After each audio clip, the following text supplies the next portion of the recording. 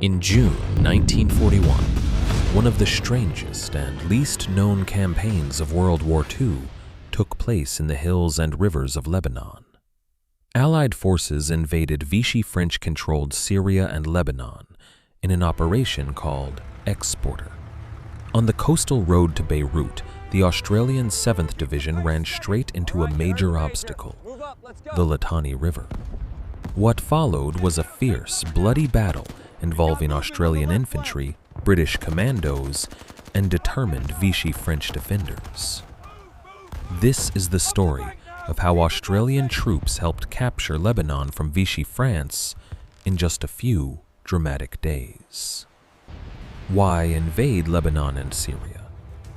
By 1941, France had fallen, and the Vichy government under Marshal Pétain controlled its overseas territories, including Syria and Lebanon.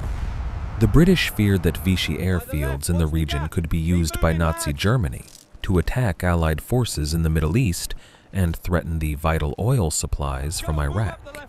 So, on the 8th of June 1941, British, Australian, Indian, and Free French forces launched Operation Exporter to seize the region. On the coastal sector, the Australian 21st Brigade of the 7th Division advanced north from Palestine toward Beirut. Their biggest obstacle? The Litani River, a natural barrier defended by Vichy troops. The plan and the commando raid. The Allies had a clever plan. While the main Australian force approached from the south, British No. 11 Scottish Commando would carry out a surprise amphibious landing north of the river to capture the vital Cosmier Bridge before the Vichy French could destroy it. But things went wrong from the start. Rough seas delayed the landing. The commandos finally came ashore in daylight on June 9th, losing the element of surprise. Their commanding officer, Lieutenant Colonel Richard Petter, was killed early in the fighting. Command passed to Geoffrey Keyes. The commandos still fought bravely, suffering terrible casualties. Over 130 out of roughly 400 men killed or wounded in just one day. Despite heavy losses, they managed to secure a foothold on the north bank with the help of canvas boats and Australian support. The Australian Crossing. Meanwhile, the Australian 216th Battalion pushed toward the river under heavy mortar and machine gun fire.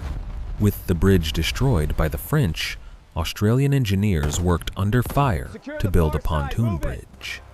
By the night of 9th to 10th June, the Australians had crossed the Litani River in force. They pushed forward, clearing Vichy positions and continuing their advance up the coast toward Sidon and eventually Beirut. The Vichy French fought skillfully and stubbornly, but they were outnumbered and outgunned. Outcome and legacy. The Battle of the Litani River was a clear Allied victory, but it came at a cost. The Scottish Commandos paid a particularly heavy price in their baptism of fire.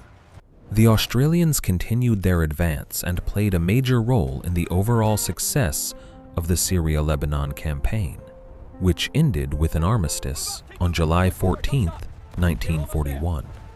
Lebanon and Syria were brought under Allied and later Free French control, securing the region for the rest of the war.